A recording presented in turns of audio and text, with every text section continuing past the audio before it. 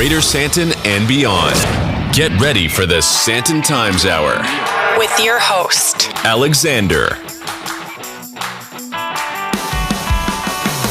Ladies and gentlemen, everyone in between and beyond, welcome to the Sandton Times Hour, also available on all leading digital audio channels. And if you'd like to get in touch, you can do so by sending through your questions or your comments by email, editor@sandtontimes.co.za. On social media, if you want to check out @Sandton Times, and if you want to hop onto the website, you can do so by going on to www.sandtontimes.co.za. And a very special welcome to everyone listening for the very first time. If that's you, you're very welcome to join us. And if you've been listening regularly and you've made this part of your weekly audio digest, well, a very special welcome to you as well.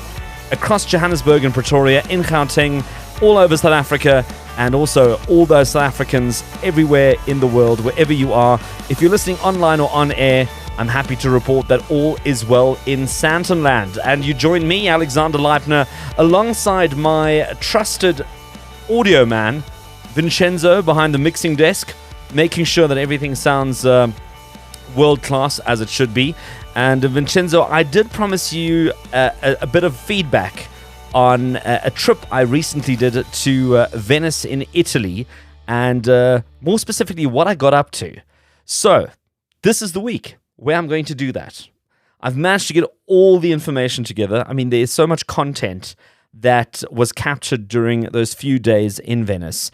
And I've got some great interviews, I've got some great stories to share across the show, but also there's going to be some directions to websites and social media channels and YouTube channels.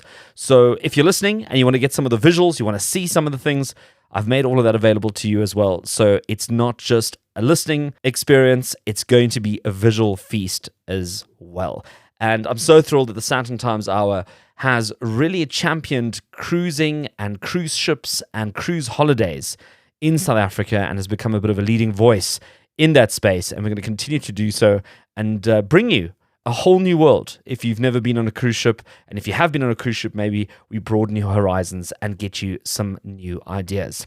Well, I headed to Venice in September this year to join a select group of international media for an event hosted by Norwegian Cruise Line to showcase the upcoming Norwegian Aqua cruise ship, which is set to debut in 2025.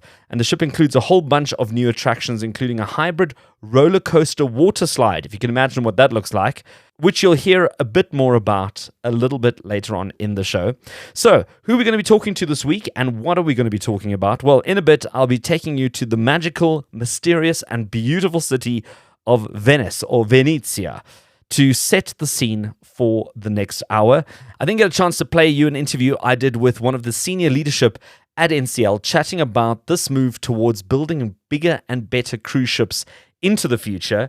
And then I'll share a chat I had with the woman that designed the hull artwork for the next major ship that is due to launch in 2026, so the following year. And this was also one of the surprise announcements that we got to hear about in Venice, so stay tuned for that. And finally, I get a chance to catch up with a fellow South African who oversees hotel operations for NCL at a senior leadership level.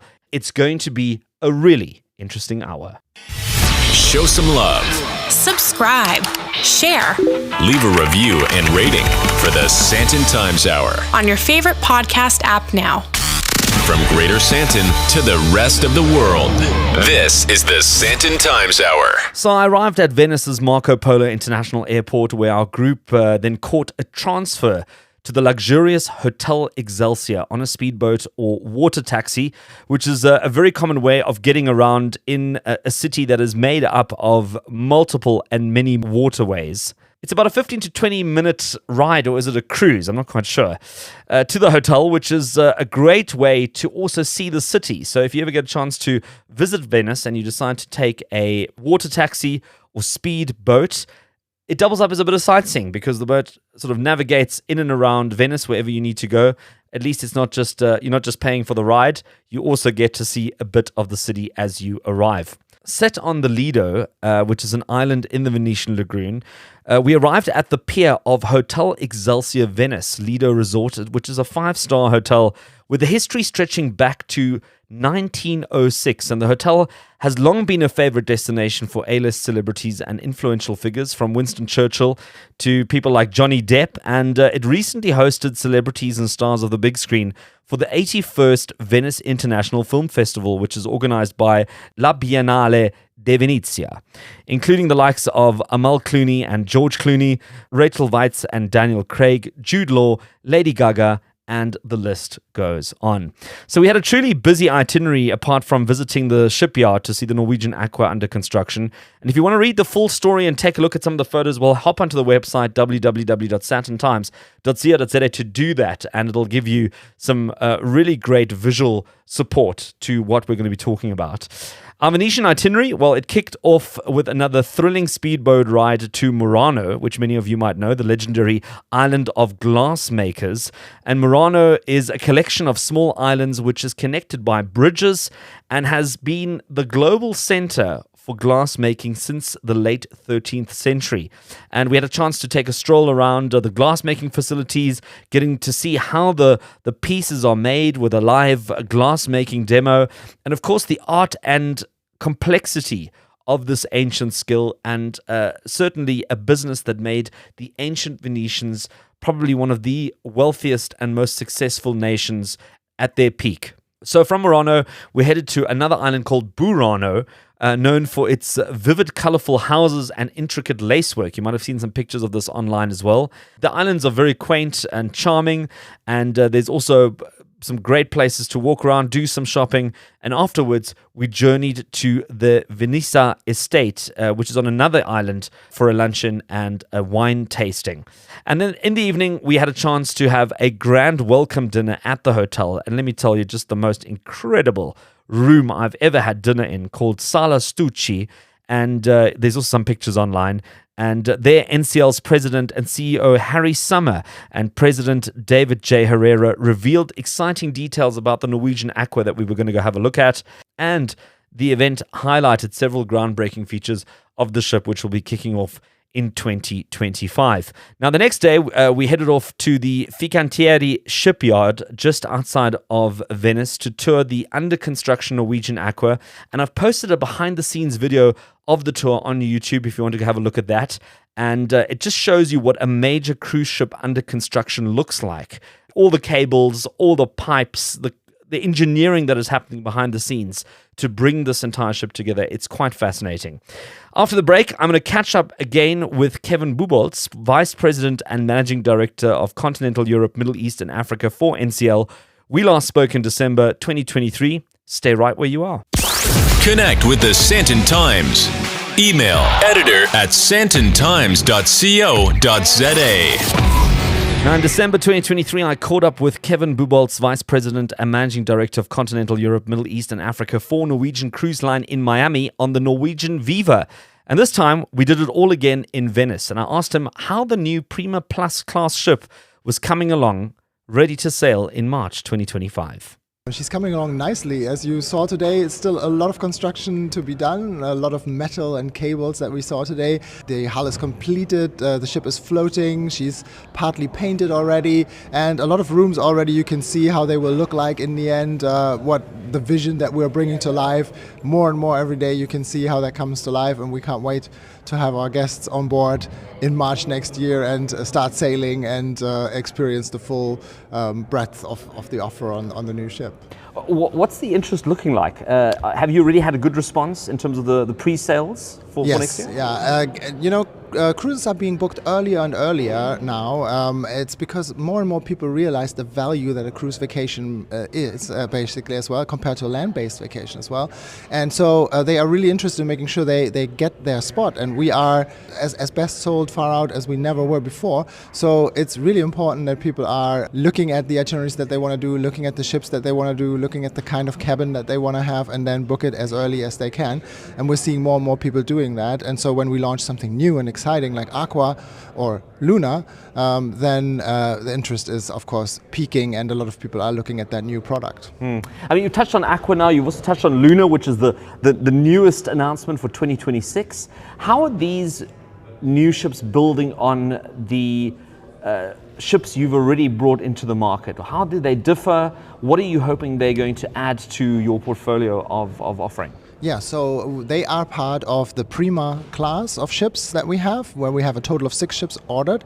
And these 2 new ships, the Aqua and the Luna, will be what we call the Prima Plus Class. So that plus already shows you they are a little bit bigger and they have a little bit more to offer on board for the guests, basically. So they are 22 meters longer than the Prima and the Viva. And we are using that extra space to put in a few learnings that we have from guest feedback on the first ships as well, making a few rooms a little bigger.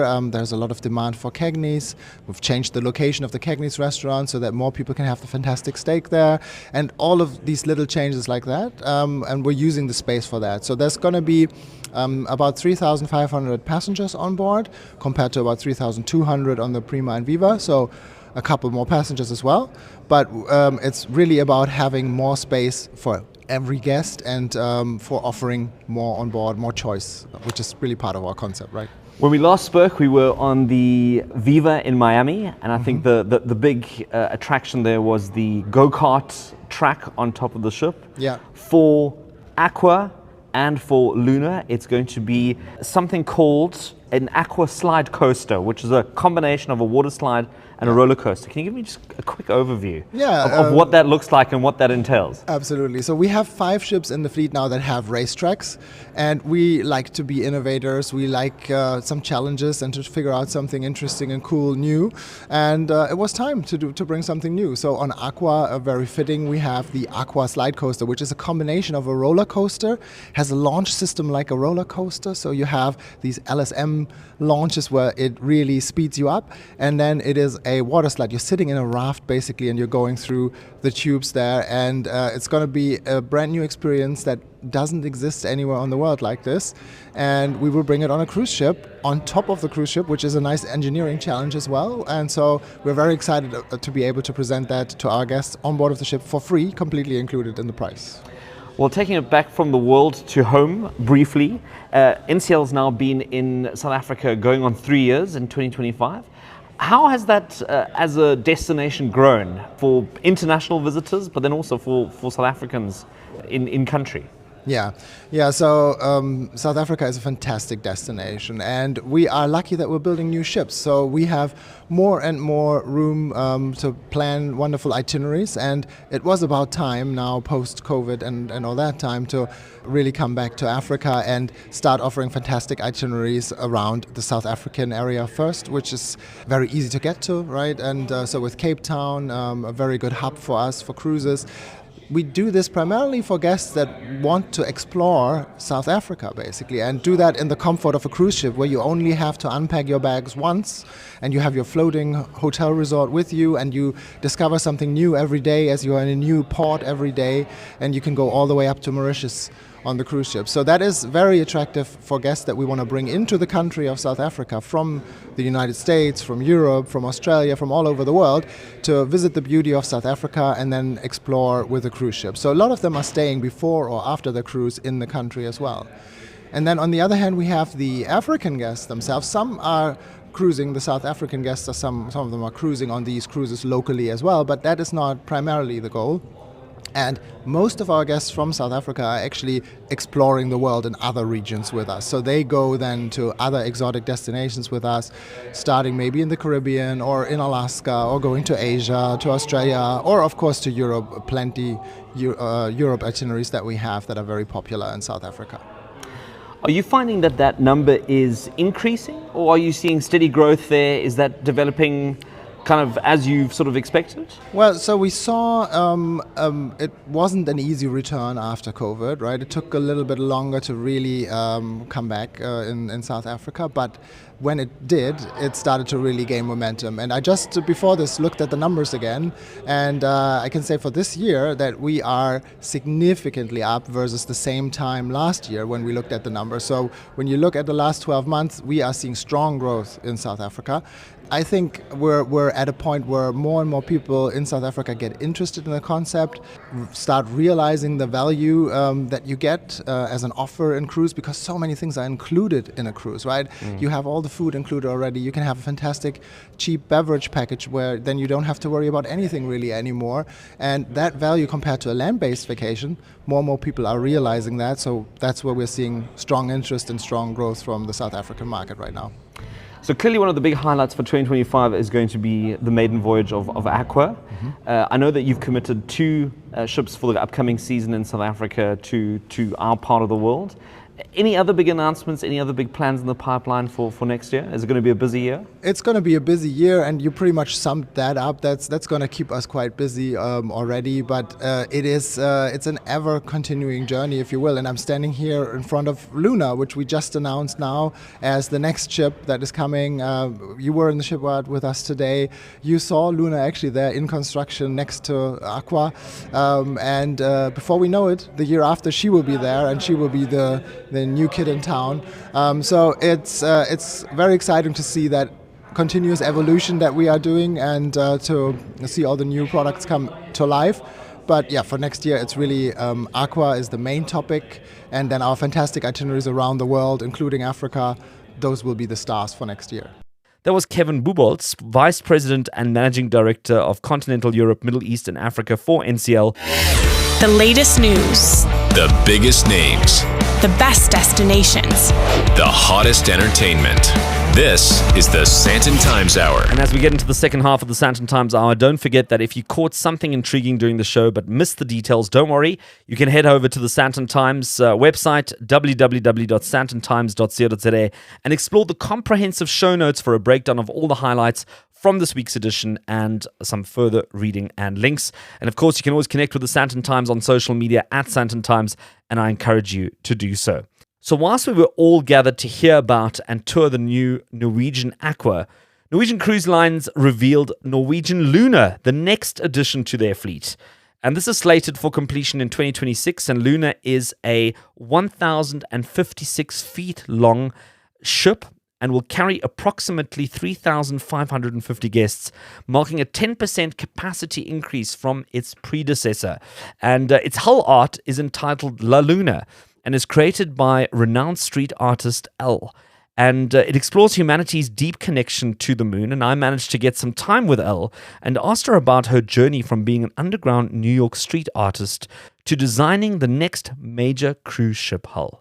I dropped out of art school and moved to New York and got very heavily into graffiti there, where I was getting arrested and doing illicit work. But I was absolutely obsessed with graffiti. And I chose the name Elle because it means she in French. It was very important for me to have a female presence on the streets because there were so many men in the graffiti scene. I ended up getting sponsored by a spray paint company. And so once that happened, I started asking people if I could paint their building facades. And once I started painting building facades, I started getting invited around the world to paint buildings. Soon after, I started getting invitations to do corporate collaborations. So IKEA asked if they could do a street art poster worldwide. Then I did a Reebok capsule collection, and I've just been working with amazing brands ever since then. It's been really, really incredible opportunities, and I've learned that art can really go on anything, which is just so, so cool. Why have you as an artist decided to choose such a big medium as your medium of choice to paint anything? I don't think it was my choice. You know, what's really cool about my work is that it's really snowballed in a very natural way. So I've just been following the obsessions that I've had. So I was obsessed with spray paint, and then I became obsessed with mural painting. And now I'm actually really interested in sculpture. But what's really interesting is all of these different brands have reached out to me asking me if I'd like to work with them. And so I've been able to choose the brands that I want to work with and the opportunities that I'd like to take. I never could have imagined that I'd have the opportunity to paint the side of a cruise ship at 1,056 feet long. So you've done murals, across the world, across different cities, different kind of platforms. Do you have any particular one that stands out to you? Any particular piece of art that you've done that's really been a memorable one for you? One of my most recent pieces actually is one of my most favorite. It was a piece for Straat Museum in Amsterdam. It's quite a large piece. It's done in my style of collage and done with spray paint, but it's multiple ethnicities of a woman, and it's a remix of the girl with the pearl earring, and it's incorporating AI. And so I've been finding it really interesting with AI kind of coming onto the scene and people saying artists are going to get replaced by AI. I think it's really important that everyone in the world start thinking about how can you incorporate AI instead of thinking they're going to take my job. How can you use AI? But for me, what's really interesting about AI is where it messes up and where it's not good. And so it's been creating images for me with 7 fingers and ears that turn into hats and things that thing. So I've been capturing these glitches and painting those and incorporating them into my work. You touched on the fact that you did quite a few collaborations with brands like Reebok, Nike, Samsung, Ralph Lauren, all these kind of brands. How do you balance the authenticity of street art with a corporate partnership? So, I started out as a street artist. I consider myself an artist at this point. I do street art. I do mural painting. I did do graffiti. I am also a sculptor. So at this point, I find myself an artist. I always follow my passion to my own detriment, I would say. There are a lot of people that say you should really have a style that looks exactly like yours and never venture off from that. People want to be able to see your work and see it be a Picasso. But Picasso had his blue period, he had his red rosé period. Rose. What was it? Wine. We've all had a rosé period, I'm sure, at some point during this trip. Not what I mean. You know what I mean.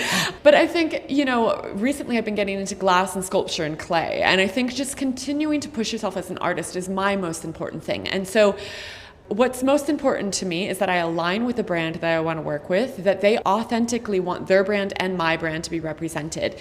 And if I feel like that's going to be an amazing collaboration, I absolutely will follow and pursue that. So is there kind of an understanding with the brands to say, look, I do things the way I do things, and you're hiring me because of that, not because you're going to tell me what to do and make it look like what you want it to be? 100%. Actually, when we had the meeting with Norwegian, I flew out to meet the team in Norwegian and David, and we had, we spoke, and I said, I do give pushback as an artist. I think it's very important. If I say this does not feel authentic to me, I will tell you and I will hold my ground.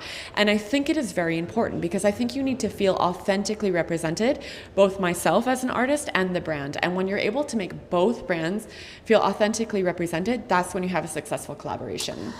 So let's get into the hull that you've designed now for Norwegian Luna. How do you feel that this particular project expanded your boundaries and what you've done before? This was an incredibly challenging project in many ways. I've never worked with a tech team, for example. So I hired an AutoCAD and Rhino specialist to help me bring the 2D design into the 3D realm. So as you know, the hull is a very undulating surface that actually caves in at one point. And so when you want to put a circular image on the front, for example, we had to work with multiple moons to create that almost an illusion, right? So what we're creating with the artwork are illusions of what we want it to look like in real life. So that was one challenge. Another challenge is that typically with a spray paint, I can fade from one color into another. With La Luna, we had to create shapes that it's paint by number.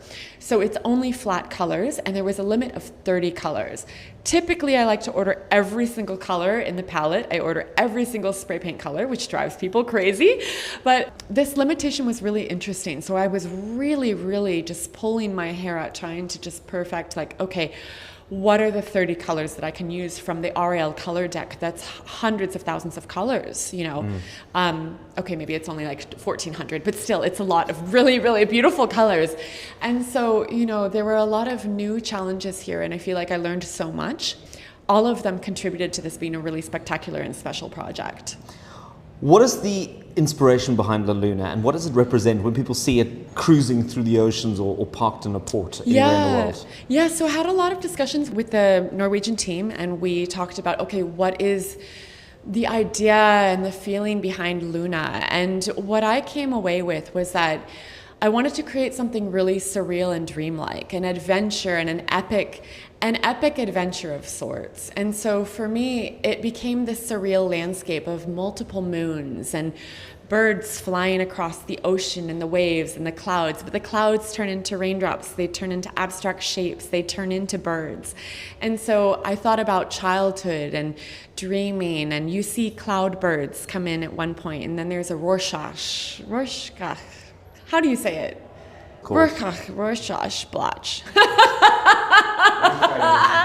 We'll go with that. Yes. So, the incorporation of all of these dream-like elements was really important to me. And it was also really important that we had La Luna guiding at the bow.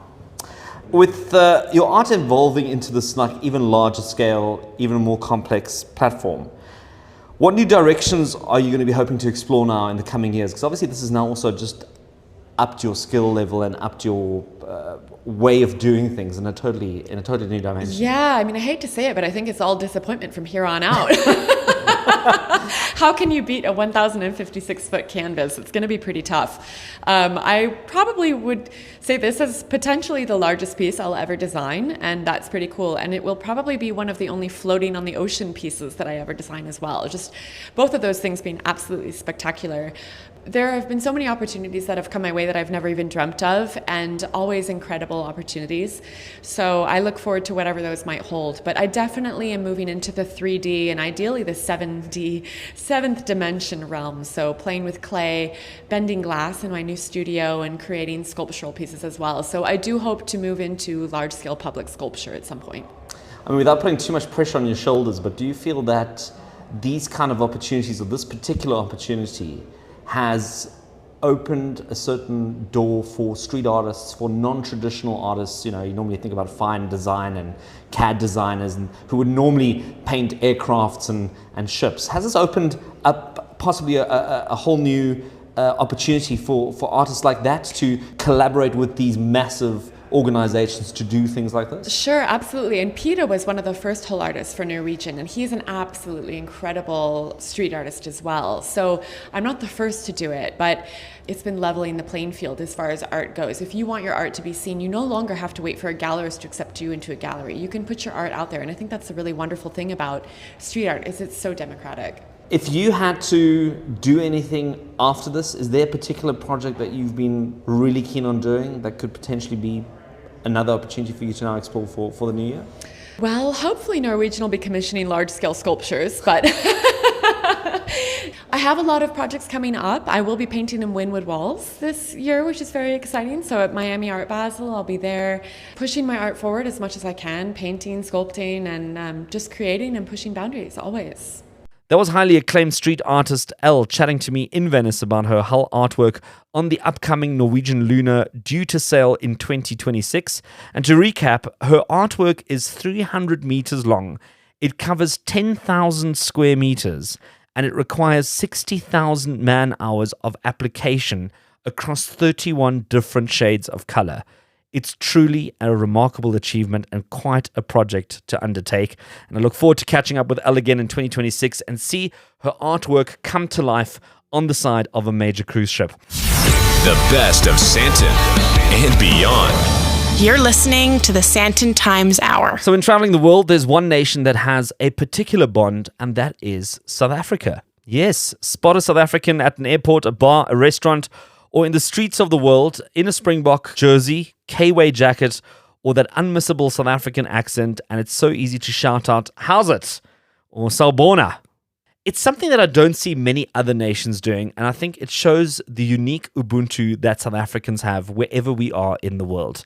So one South African I immediately identified amongst the senior leadership at NCL was Mark Kansley, Senior Vice President of Hotel Operations. And we got chatting, and I asked him about the growing number of South Africans on cruise ships, both as crew, but also as passengers. More and more South Africans are finding their way to cruise ships. Of late, I would say over the last 10 years, there's really been an influx of South Africans working in the various cruise lines. I personally started way back in 1992.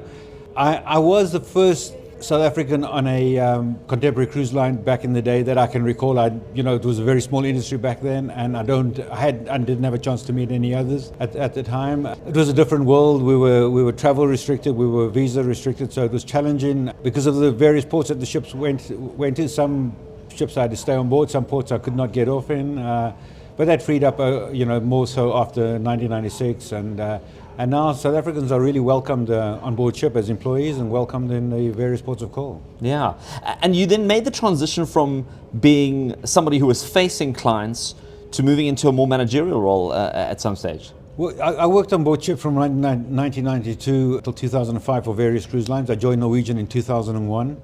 So from 2001 till 2005, shipboard for Norwegian as a, back then the designation was hotel director, now we call them our general managers. In 2005, I transitioned over to a shoreside role for Norwegian Cruise Line. I set up a hospitality training school in Maryland for Norwegian. We trained employees, American team members for then our American flag vessels. I did that until about 2007 and then transitioned into Director of Hotel Operations for the regular Norwegian fleet and progressed from there. You know, from the Director of Hotel Operations, I was Vice President of Hotel Operations, I was Vice President of Food and Beverage, I was Vice President of Product Development, and I've had my current role as Senior Vice President of Hotel Operations since 2014. That encompasses quite a bit. We take care of really anything that touches the guests on board the ship, rolls up from the operation perspective up to me in some way or the other. On the development side, I'm responsible for the hotel product, I'm responsible for the food and beverage product, I'm responsible for the entertainment product, and if the guests enjoy it on board, we want to make sure that we're part of it.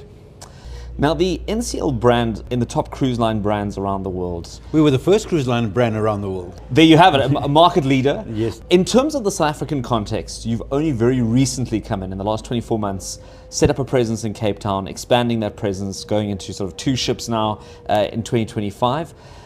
But South Africans coming on cruises around the world, like Miami, like the Mediterranean.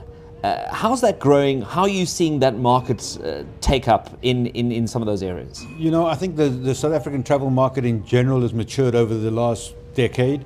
Prior to a decade ago, South Africans would go to the Seychelles, they would go to the Comores, or maybe even Mauritius, some local tropical islands. They would go back to the UK, which was for many South African expats the motherland. Some went to Germany, some went to other places on the continent. But South Africans didn't really explore the world as much, partly because of the foreign exchange regulations and the value of the rand. Over the last decade, cruising has become more de jure to South Africans, and they understand it better, they know it better. And it is a very safe way to travel and a very comforting way to travel. I've seen in my time over the last 10 years, you know, where if we had 1 or 2 or 3 South Africans on board a cruise ship, guests I'm talking about, it would be almost an anomaly or an outlier. Now to have 20, 30, 50, 100, 200 South Africans on a given cruise is becoming the norm. They're becoming more adventurous. We've seen South Africans cruise in Far East and in our Asia itineraries. Definitely the Mediterranean itineraries are really most popular with the South Africans. I don't believe there's a better way to see them or experience the Mediterranean if you have 1 week or 2 weeks than on a cruise ship. You get a little sampling of a number of different countries. You go to the hallmark ports and locations that you would want to see if you had 2 weeks to go to Europe. And Norwegian takes in there, you know. So I really see the South African cruise market maturing over the last decade or so. I mean, we had a conversation about this beforehand, saying how South Africa's cruise market in country is still quite young. It's still going through a maturing phase where we start having different options, different selections, and getting exposed to different kind of product. Mm-hmm. And the NCL product is quite definitive in the way it is compared to many other cruise ships that people are exposed to when they're in market or maybe even traveling overseas. We stand behind our product. We're very proud of our product. And our product is different to the other cruise lines. And I'm not knocking any of the other cruise lines. I think everybody has their product, and everybody is proud of their product. We super proud of ours, and I think we have a heavy focus on food and beverage. We have a heavy focus on entertainment, besides the destinations, of course. And I believe that speaks to the South African clientele. You know, South Africans like good service, and they're definitely going to experience great service on board of our vessels.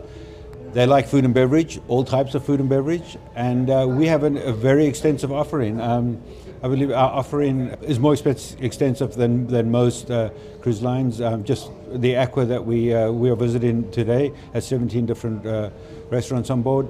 I think our product speaks loudly to the South African market, and of course South Africans like to be entertained, and I think the Norwegian product is ideally suited to the South African market. Now that we've had over the last 24 months 2 different ships, the Norwegian Jade and the Norwegian Dawn, doing coastwise cruises in South Africa. As you said, we're going to have 2 ships coming up in the next season. I think more and more South Africans are going to get to experience the Norwegian product locally in South Africa, almost in the domestic market, and that will entice them to be a little bit more adventurous and extend out to our far-flung itineraries. And we are really itinerary driven. We have itineraries all over the world that South Africans can get to enjoy. You've just mentioned the Norwegian Aqua. That's only coming online in March 2025. What can people look forward to experiencing on the Aqua that they wouldn't have experienced in any of the previous ships to date? Well, what they can experience is the great service that we have on Norwegian. They would have experienced that on other ships, of course. They can experience the great food and beverage products that we have, the great entertainment that we have. Many of our guests come back because of the warmth and sincerity and the service culture that our crew have, and they're going to be able to experience that on the Aqua as well. But then we have some firsts. We have the first slide coaster at sea. Let me correct myself. We have the first slide coaster period. We're going to have on Norwegian Aqua, the Aqua slide coaster is the first of its kind on land or sea. We have many of the offerings that we had on Prima and Viva, but of course some changes. We have a new Thai restaurant, which I think is going to be a huge hit with our guests, Sukhothai. We have new entertainment shows, which I think you saw a little sample of last night as a review, and is going to speak loudly to our guests. We have a plant-based offering, which we've had vegetarian offerings on board our ships. We have vegan offerings on board our ships, but we never had a plant-based location. We have Planetary, which is a plant-based restaurant done in Bubolz, which is also going to be very, very exciting and very popular with our guests. You've sat as crew, you've sat as leadership. I'm assuming you've also traveled on a ship as well as a guest. Absolutely. For South Africans sitting on the fence in terms of getting on a cruise, what would you say is the thing that they should do? Like sort of first steps, what are your directions or what are your suggestions? Well, what I tell everybody that's looking at a cruise vacation is pick the right cruise vacation. There are many different reasons that guests cruise, and pick the right cruise for the reason that you're going. If you're going because you want to see specific destinations, find a good cruise in that destination. If you want to cruise because you want to get a feel for cruising itself, take a shorter cruise that will ease you into it.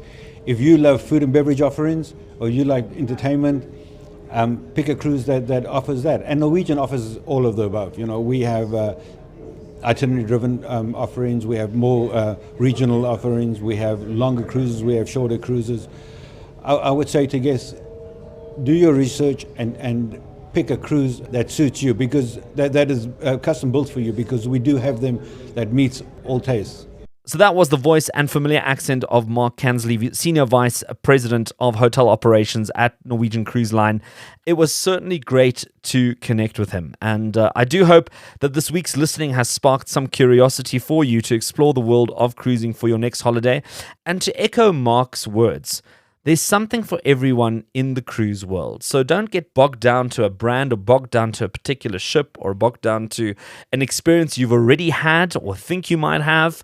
Not all cruise lines are all the same, and not all cruise experiences are the same. So if you have been on a ship or two off the coast of South Africa, trust me when I say that's not the only kind of cruising you can do. There are many other ships in the sea, and I encourage you to maybe give it some thought, do a bit of research, and maybe this could be something you might consider for your next holiday. And with that, it's all we have time for this week on the Sandton Times Hour, as always available on all good podcast platforms, including Apple, Amazon, Spotify, Podcast Party, AfriPods, and so many more. If you want to get in touch, you can email editor@sandtontimes.co.za or connect on social media @Sandton Times, or hop onto the website www.sandtontimes.co.za. And a very special thank you to all my guests who were on the show this week. And of course, the teamwork that brings us all together and delivers you the best of Sandton and beyond. And you can see we really go beyond. Thank you for listening, and we'll do it all again next week.